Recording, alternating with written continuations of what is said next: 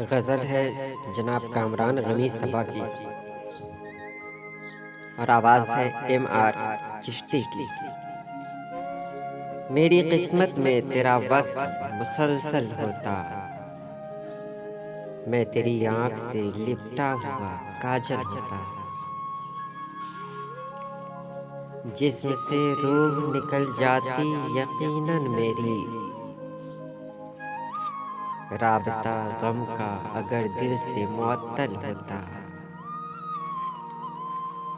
मैं के तकमीले मोहब्बत में था ख़ायल खुद ही, मैं के तकमीले मोहब्बत में था हायल खुद ही। मैं न होता तो मेरा इश्क मुकम्मल होता।